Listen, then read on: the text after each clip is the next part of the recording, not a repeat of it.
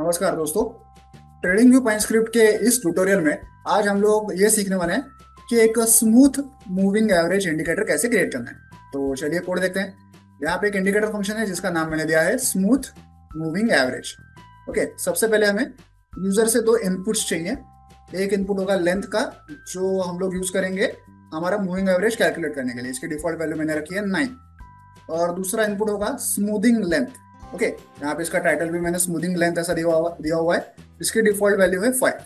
ठीक है, तो सबसे पहली चीज हमें क्या करनी है, हमें एक मूविंग एवरेज को कैलकुलेट करना है। तो देखिए यहाँ पे हम लोग एक सिंपल मूविंग एवरेज को कैलकुलेट कर रहे हैं SMA फंक्शन का यूज करके। इस फंक्शन में हम लोग दो आर्गुमेंट्स पास कर रहे हैं। एक आर्गुमेंट होगा इस SMA का सोर्स जो हम लोग रख रहे हैं किसी कैंडल की क्लोज वैल्यू, और दूसरी आर्गुमेंट होगी ये जो लेंथ इनपुट हमने लिया था वो, मतलब 9 लेंथ।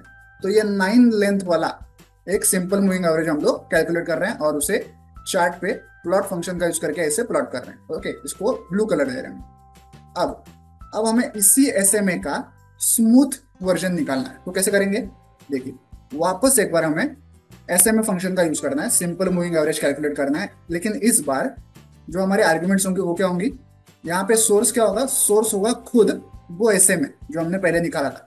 ओके, उसी SMA को हम लोग एज अ सोर्स हम लोग यूज कर रहे हैं। और लेंथ क्या होगी, लेंथ होगी ये स्मूथिंग लेंथ। तो यहाँ पे हमें एक दूसरा मूविंग एवरेज मिल जाता है जो कि इस पहले मूविंग एवरेज का स्मूथ वर्जन होता है। ओके, तो हम लोग इस वाले मूविंग एवरेज को भी चार्ट पे प्लॉट फंक्शन का यूज करके प्लॉट कर रहे हैं और इसे ऑरेंज कलर दे रहे हैं। अब दोनों मूविंग एवरेजेस में कैसा फर्क दिखता है इसे हम लोग चार्ट पे देखते हैं। देखिए मैं फिलहाल निफ्टी के डेली चार्ट पे हूँ। ये जो ब्लू कलर की लाइन है ये हमारा ओरिजिनल SMA है, और ऑरेंज कलर की लाइन जो है वो स्मूथ SMA।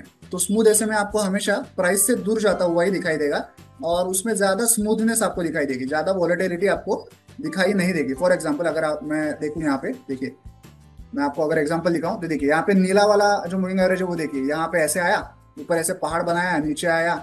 यहाँ पे देखिए यहाँ पे ऐसा डिप मारा उसने, ऊपर गया। ओके, मतलब ऊपर नीचे जाना इसकी आदत है ब्लू वाले की। लेकिन तभी ऑरेंज वाला देखिए, ऑरेंज वाला कैसे स्मूथली ऊपर नीचे जा रहा है। वो ऐसे पहाड़ नहीं बना रहा है, ट्रायंगल्स नहीं बना रहा है। ओके, कहीं भी आपको उसमें ऐसा एरो बना हुआ नहीं दिखाई देगा। ओके, हमेशा ऐसे कर्व में घूमता हुआ दिखाई देगा। ओके, वेयर एज ये वाला EMA अगर आप देखोगे ऐसा एंगल में मुड़ता हुआ कहीं कहीं दिखाई देगा आपको, ब्लू वाला। ओके, वैसा आपको ऑरेंज वाला कहीं भी एंगल में मुड़ता हुआ दिखाई नहीं देगा, वो हमेशा ऐसे सर्कुलर पाथ में मुड़ता हुआ दिखाई देगा। ओके, और उसकी स्मूथनेस आपको हमेशा ज्यादा ही दिखाई देगी। और और एक कंक्लूजन आप इसमें से निकाल सकते हैं इन दोनों में से, अगर आप दोनों को चार्ट पे प्लॉट करें तब, कि जब जब हमारा नॉर्मल SMA स्मूथ वाले SMA के ऊपर रहता है तब तक मार्केट जो है वो बुलिश रहता है, ऐसा दिखने से पता तो चल रहा है।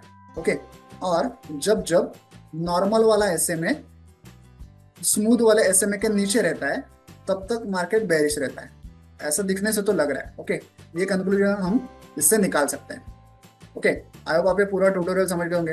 वीडियो में दिखाया गया इस कोड को डाउनलोड करने के लिंक मैंने वीडियो के नीचे डिस्क्रिप्शन बॉक्स में दे दिया, आप चाहे तो वहां से कोड डाउनलोड कर सकते हैं।